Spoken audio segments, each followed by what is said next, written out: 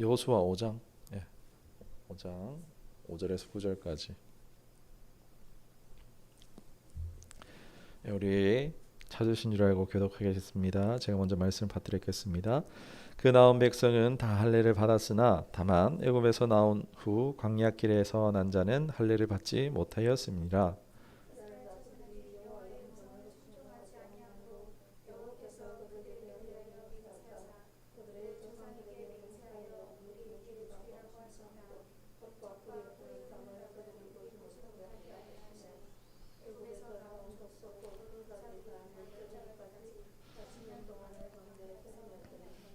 그들의 대를 잇게 하신 이 자손에게 여호수아가 할례를 행하였으니 길에서는 그들에게 할례를 행하지 못하였으므로 할례 없는 자가 되었음이었더라.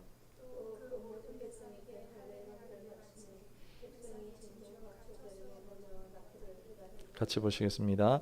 여호와께서 여호수아에게 이르시되 내가 오늘 애굽의 수치를 너에게 떠나가게 하였다므로 그곳을 오늘까지 길가리라 하느니라.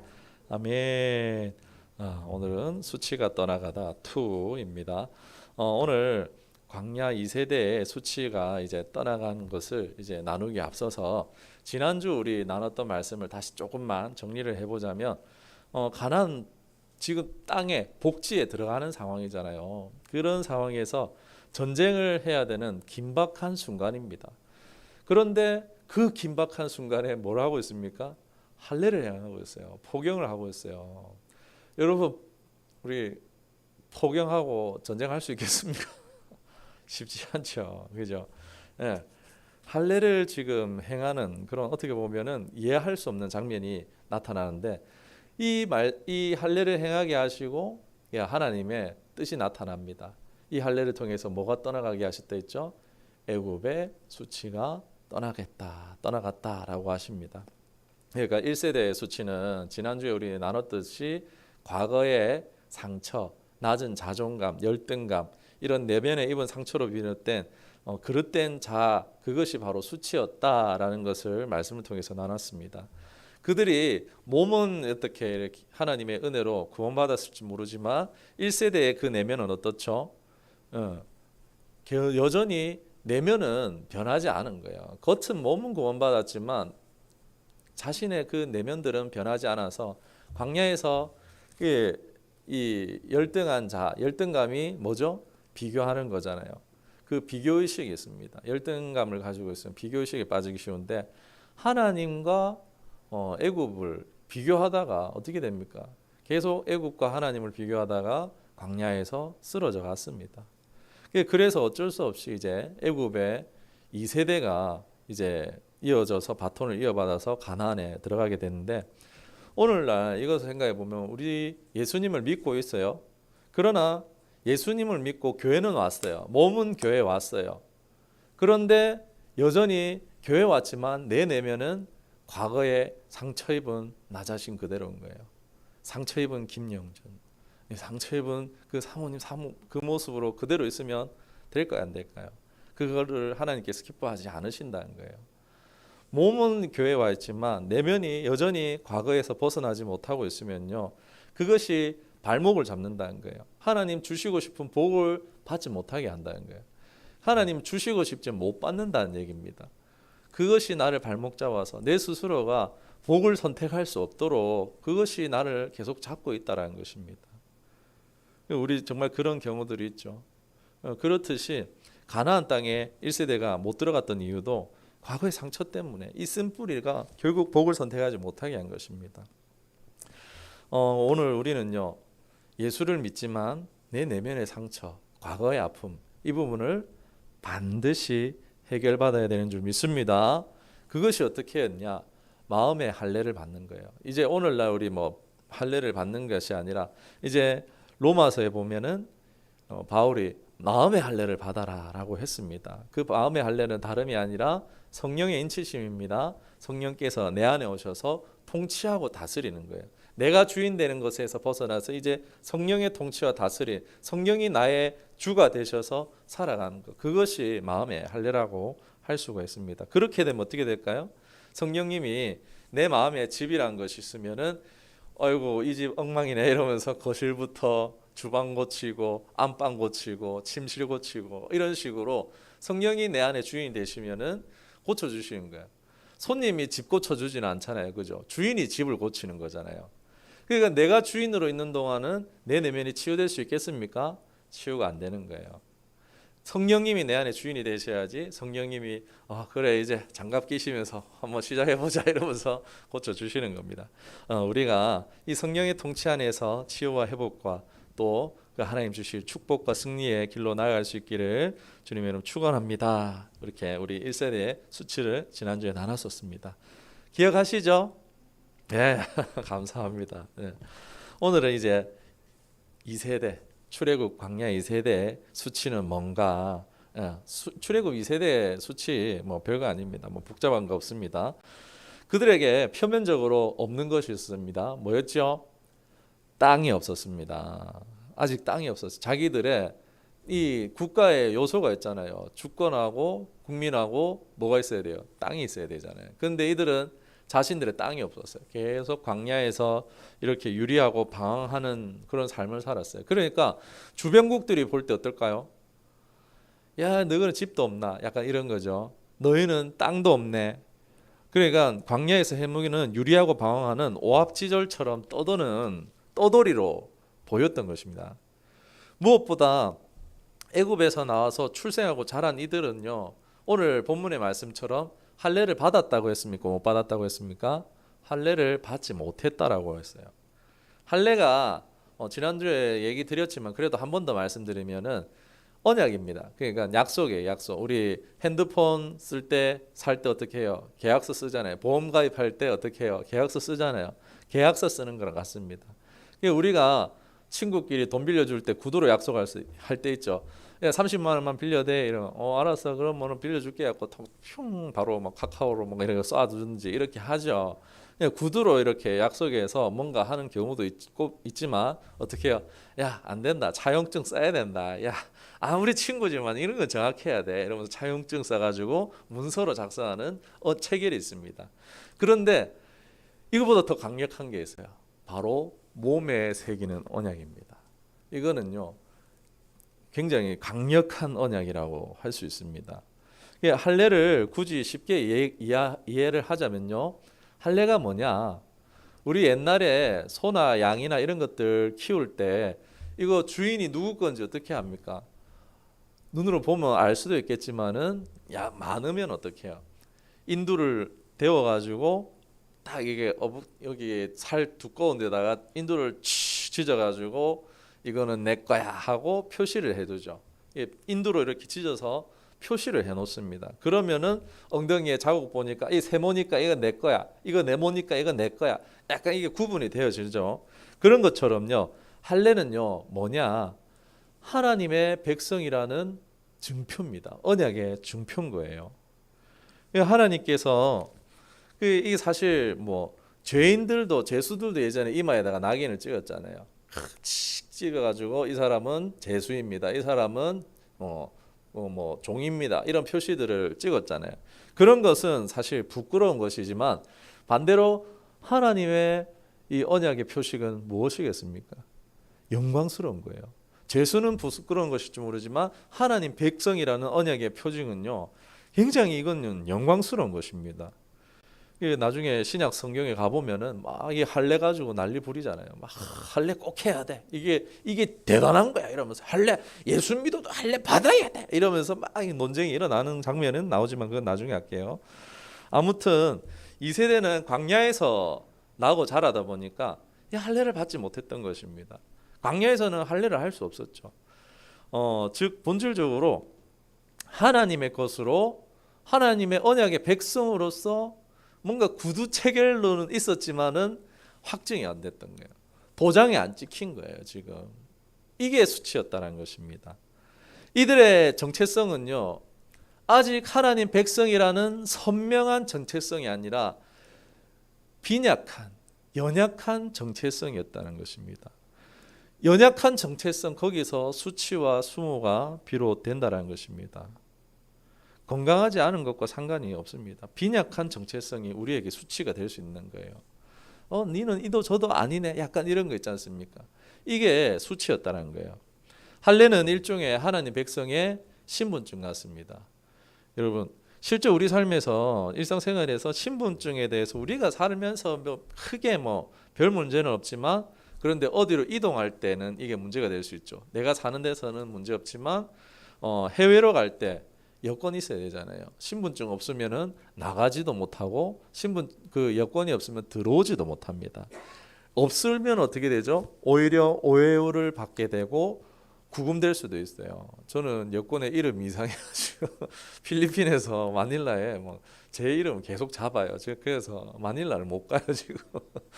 제 이름 비슷한 사람이 김용준 저랑 좀 다른 이름인데 아무튼간에 그 사람 때문에 지금 여권을 가지고 가면 한 두세 시간은 비행장에 갇혀 있어야 돼요. 정말 당황했습니다. 아무튼간에 신분증이 정확하지 않으면요 구금될 수도 있는 겁니다. 곤란한 일을 겪을 수 있는 거예요. 의심과 모함을 당할 수 있습니다. 굉장히 좀 저도 수치스러웠어요. 거기에 갇혀 있으면서 다른 사람들 다 통과하고 있는데 지나가면서 저를 쳐다보면서 가는 거예요. 얼마나 저는 죄가 없는데 수치스럽잖아요. 이런 것처럼 자기 자신에 대한 증명이 정확하지 않으면 어떻게 될까요? 수치를 당할 수 있는 거예요. 내 정체성이 분명하지 않으면요 수치를 당할 수 있는 것입니다. 외부에서 볼 때 애굽은 이스라엘 이 광야의 세대는요 주인 애굽을 치고 도망한 도망자였다는 거예요. 난민 같은 거예요. 난민 얼마나 괴롭습니까? 오늘날 지금 난민 소식들 뉴스에 계속 나오잖아요. 자기 나라를 잃어버린 거잖아요. 이 사람들 얼마나 지금 수모와 수치 심각한 범죄에 놓여 있습니까? 이들이 얼마나 끔찍한 환경 가운데 있습니까? 이 2세대는요 이 1세대처럼 애굽의 영향력은 덜했어요. 덜 받았지만 이런 하나님의 백성으로서의 명확한 신분이 없었던 것입니다. 그래서 이것이 바로 2세대의 수치입니다. 정체성, 신분이 명확하지 않음. 이것이 2세대의 수치였어요. 이러기 위해서는 이제 먼저 1세대의 수치를 해결해야 돼요. 우리가 오늘날 내 안에 있는 이 상처, 내 안에 있는 이 비교의식들, 열등감들이 이런 것들이 예수님 안에서 고쳐지는 게 중요합니다. 그것이 성령 안에서 되어진다 했죠. 그래서 이제 비워졌다면은 어떻게 해야 되느냐? 채워져야 돼요. 종의 신분에서 벗어났다고 와 종에서 벗어났다라고 해서 이 사람이 이제 다시 종이 되지 말란 법이 없죠. 그 종에서 벗어난 상태 그대로 있으면요 이 사람 다시 그냥 뭐야 이거 다시 종으로 끌려갈 수 있는 거예요. 마태복음 12장에 보면요 예수님이 귀신을 쫓아내는 부분에 대해서 이야기하신 게 있는데 이 사람이 귀신 들렸어요. 막 그래갖고 막 엉망진창으로 막 불에도 뛰어들고 막 이런 사람들이 있어요. 막 귀신 들리면은 자기 제정신으로 아니로 행동하잖아요. 막 자해도 하고 막 죽을 짓을 행동을 하잖아요. 그런 사람을 귀신을 쫓아냈어요. 와 자유가 됐다. 와 이랬는데 여기에 비어 있으니까 귀신이 다시 돌아와 봤는데 아무것도 없이 청소되어지고 깨끗하게 비어져 있는 거예요. 그러니까 어떻게 해요? 자기보다 센 7 귀신을 더 데리고 와가지고 이 사람을 귀신 다시 들려서 7 귀신 들려서 더 심각한 그런 상황이 되었다라는 말씀을 해주십니다. 그런 것처럼 비워지고 치유하는 것만으로 끝나지 않습니다. 거기다가 이제 채워져야 되는 거예요. 종의 신분만 벗었다는 거 충분한 것이 아니라 다시 이제 새로운 신분, 새 정체성으로 옷 입어야 되는 거예요. 예수 그리스도의 정체성, 성령의 사람으로 우리가 채워져야 되는 줄 믿습니다. 오늘 성경은 너희에게 수치를 떠나게 하였다라는 말씀으로 하고 있습니다. 이 굳어진 수치와 모욕을 짊어진 삶 이것이 벗겨졌다는 거예요. 어떻게 됐습니까? 돈을 많이 벌어서 수치가 벗겨졌습니까? 애굽에 막 내가 힘이 강해져 가지고 복수를 해서 수치가 벗어졌습니까?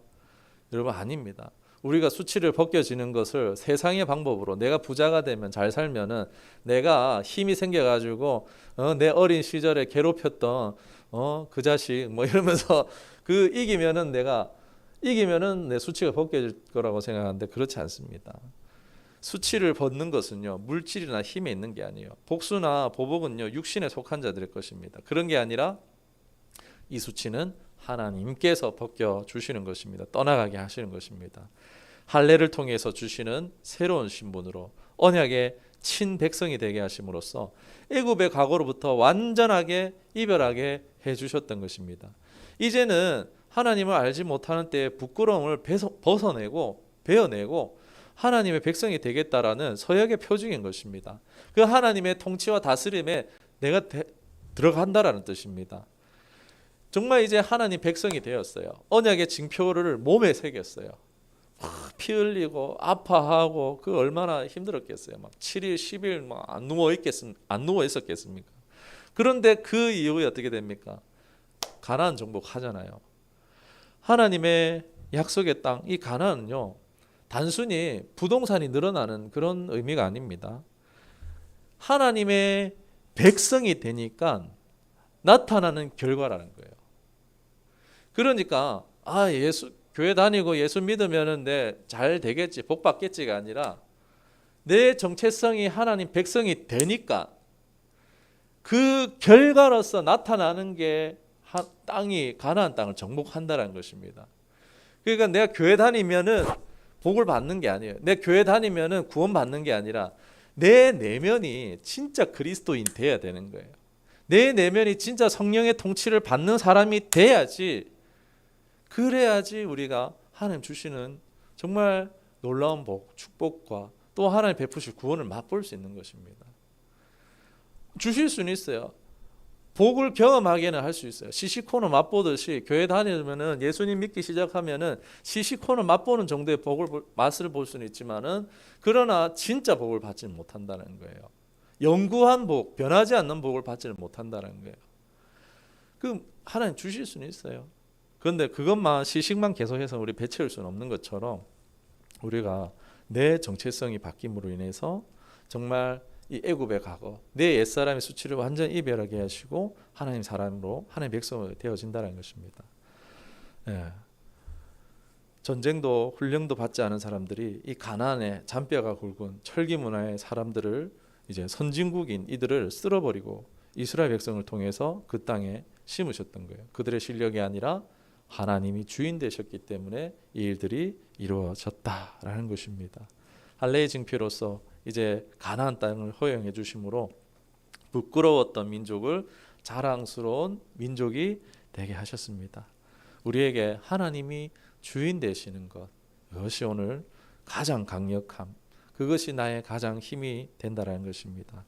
우리도 이 할례가 하나님 언약 백성이 되는 것이 중요합니다. 이와 마찬가지로 우리가 예수를 믿는 것, 우리가 세례를 받는 것, 그저 잘 살기 위해서 부동산, 가나안 땅이라는 부동산을 얻기 위해서가 아니라 진짜 참된 세상에 줄 수 없는 하나님이 주인 되셔서 우리에게 주시는 참된 행복으로 초대하시기 때문에 우리를 부르시는 것입니다. 내가 주인이면 행복하지 않습니다. 하나님 주인인 삶이 정말 행복할 수 있습니다. 그저 이루어지는 것이 아니라 내가 여전히 왕되는 것이 아니라 하나님이 왕될 때 응답과 복을 누릴 수 있는 것입니다. 신약 성경에 보면은 예수님을 알기 전에 수치스러웠던 사람들이 있습니다. 그러나 예수님을 알고 나서, 예수님을 믿고 나서 변하게 된, 자랑스럽게 된 사람들이 많은 것을 볼 수 있는데요. 사도 바울 어떻습니까? 자신을 핍박자요, 또 바리새인이었어요.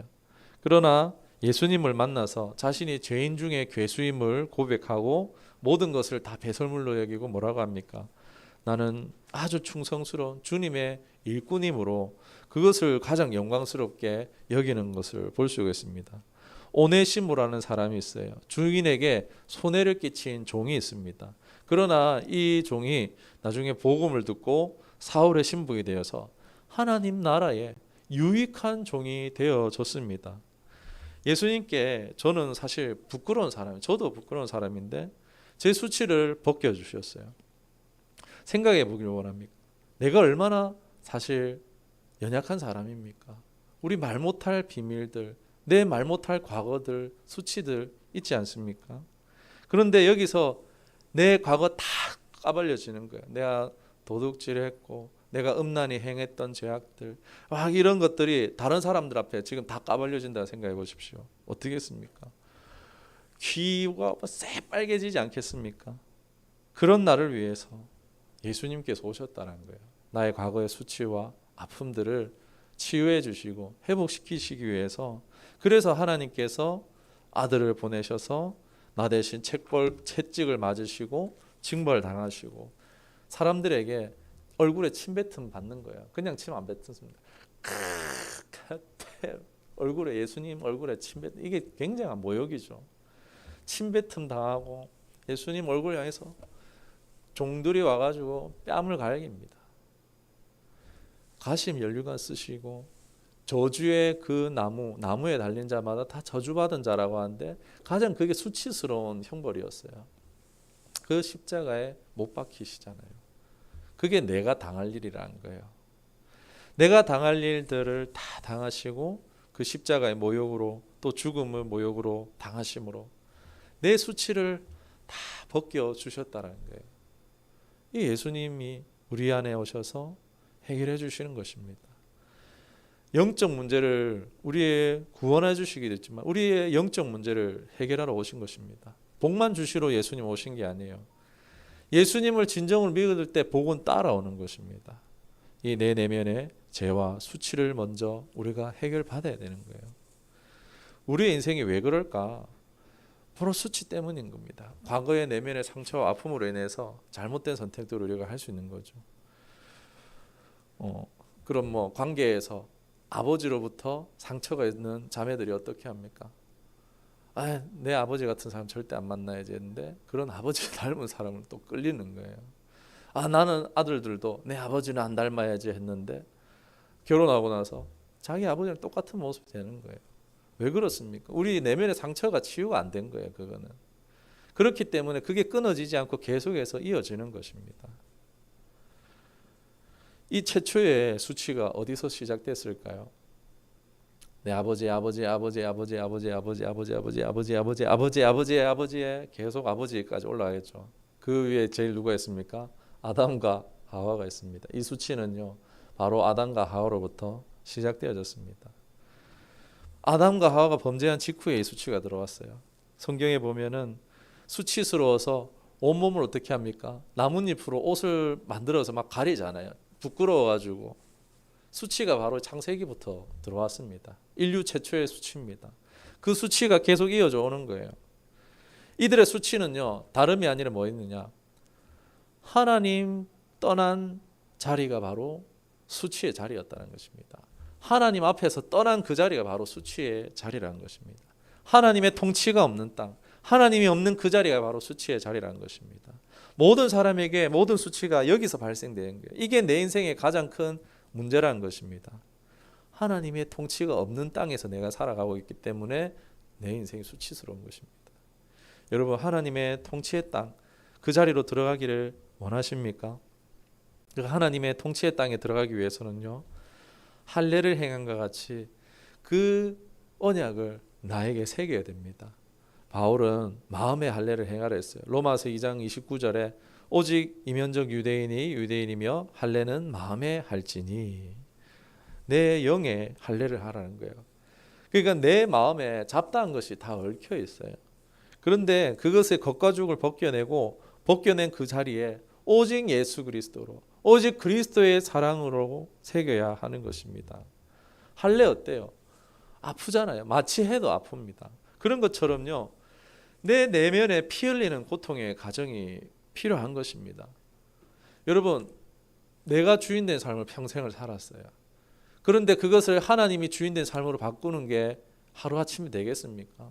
쉽지 않겠죠. 나를 계속 내려놓고 비우고 포기하는 시간들이 필요한 거예요. 내가 평생 내가 잘하고 내가 생각하는 대로 살았다고 생각했는데 그게 아니라 보니까는 내가 옳은 것이 아니고 하나님이 옳습니다. 이것을 계속 포기하고 비워내고 내려놓는 그런 수고로움이 필요하다는 거예요. 이게 우리의 마음의 할례입니다. 나를 비우고 성령이 채워지도록 내 생각, 내 결정 얼마든지 합리적으로 할 수 있잖아요. 내가 계산해서 내가 살아온 경험과 방법 의지해서 내가 살아갈 수 있잖아요. 그거 내려놓는 게요, 쉽지 않습니다. 뻔하게 생각할 수 있는 방법들이 이렇게 있는데 그걸 선택 안 하는 거예요. 하나님의 방법으로. 성령이 원하시는 것이 뭘까? 귀찮잖아요. 기도하는 거 쉽습니까? 여러분 아침에 새벽녘에 일어나고 하루 종일 바쁘니까 기도 시간 벌려면요 아침 일찍 일어나야 되는 거예요. 그러면 기도 시간 벌기 위해서 더 일찍 일어나서 그 시간 기도하는 거예요. 하나님 뜻이 무엇인지, 하나님 어떻게 합니까? 그러면 그 기도하는 시간들 가운데 성령의 인도 안 받는 거예요. 그런데 제 자신이 생각하는 방법하고 너무 틀린 거예요. 이거 선택하기 쉽겠냐는 거예요. 이게 할례입니다, 여러분. 마음의 할례인 거예요. 나를 비우고 성령의 것을 선택할 수 있는 이것이 나의 마음에 아는 할례, 이것입니다. 쉽지 않습니다. 수고로움이 필요합니다. 그러나 이 내면에 피 흘리는 고통의 과정으로 나아가야 됩니다. 그냥 덮어두면 안 돼요. 그리할 때요 어떻게 됩니까? 나의 약점, 나의 단점, 나의 상처들, 사람들 앞에 말 못할, 공개하지 못할 비밀들 있잖아요. 근데 이거 평생 죽어도 이건 죽어 끝까지 가져가야 돼. 이거는 다른 사람들 알면 안 돼. 그런 부끄러움들, 수치들, 그것이 변하는 거예요. 하나님 영광을 드러낼 수 있는 간증이 되어진 거예요. 나는 이전에 이런 사람이었지만 나는 이제 예수 안에서 이런 사람 되었습니다라고 간증의 거리가 되는 거예요. 우리 작년에 2021년 다니엘 기도에 보면은 얼마나 아픈 과거를 가진 사람들이 맞아요. 그런데 그거를 떳떳하게 얘기하잖아요. 사람들 앞에서, 수만 명 앞에서, 인터넷으로 수백만 명의, 수천만 명의 사람들이 보고 있는 그 유튜브에서 자신의 부끄러움을, 자신의 약함을 자랑하고 있습니다. 어떻게 이게 가능할까요? 내 존재가 바뀌었기 때문입니다.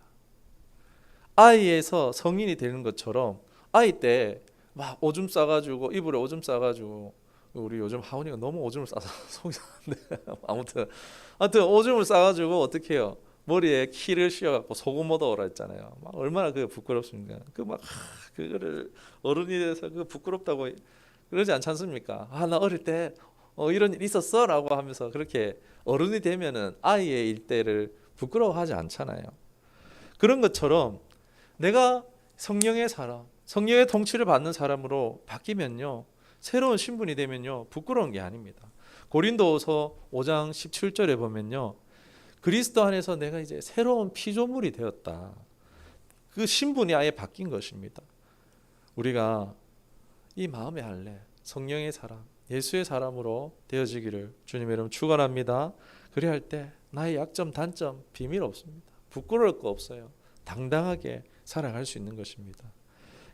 마지막으로 그 할례를 행한 곳을 길갈이라고 합니다.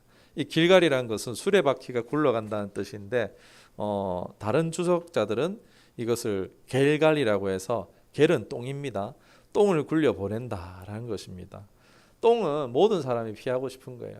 상처와 아픔, 과거 이런 것들이라 할 수 있습니다. 그것을 이제 할례를 행함으로써 수치를, 똥을 버리고 하나님의 통치, 하나님의 나라의 백성으로서 약속의 땅, 축복의 땅에 들어갈 수 있었습니다. 사랑하는 여러분, 우리는 아직 배설물을 자랑처럼, 아니면 상처를 우리가 끌어안고 있지는 않습니까? 그러면요 계속 우리 광야를 돌 수밖에 없는 거예요. 그걸 버리도록 하시기 위해서 우리에게 광야를 허락하시는 것입니다. 하나님이 진짜 주시는 참된 평화와 안식으로 들어갈 수가 없습니다. 여전히 변함없는 세상의 기준을 내 자랑 또는 내 수치로 여기고 있다면요, 내 만족, 내 즐거움, 내 슬픔으로 여기고 있다면요, 구원은 우리가 받을 줄은 모릅니다. 그러나 아직 애굽 우상을 버리지 못해서 여전히 광야의 세월이 길어질 수도 있다라는 것입니다. 정리하겠습니다. 우리의 수치는 세상의 지위의 낮음이 아닙니다. 부자가 되지 못함도 아닙니다. 육신의 자아 실현은 해도 여전히 내면은 수치스러운 상태에 있을 수 있습니다. 오늘날 예수님을 믿음으로써 우리가 성령으로 인침을 받습니다. 이전 것은 떠나가고 새 것이 되게 하시는 거예요. 내 내면을 이제 고쳐주시는 거예요. 그 그리스도인 성령의 사람이 되지 못하는 것이, 결론적으로 내가 그리스도인 성령의 사람 되지 못하는 것이 수치다. 이것이 우리의 수치라 할 수 있겠습니다. 신앙생활은 오래 했으나 복음 많이 받았으니, 응답은 많이 받았으니 해도 내가 여전히 육의 사람으로 살아가고 있다면 그것이 그리스도인들의 수치다 라고 할 수 있겠습니다. 예수님을 믿음으로 성령의 사람으로 사는 것과 과거와는 작별하고 새 사람으로 사는 것입니다. 그리하여서 젖과 꿀이 흐르는 땅, 가나안 땅의 삶 같은 주님의 통치 아래, 주님의 나라 안에 사는 것입니다. 이러한 참된 안식과 평안이 있는 삶이 될 수 있기를 이 마음의 할례로 성령의 인치심으로 모든 수치는 떠나가고 하나님의 통치와 다스림을 누리실 수 있기를 주님의 이름으로 축원합니다. 기도하시겠습니다.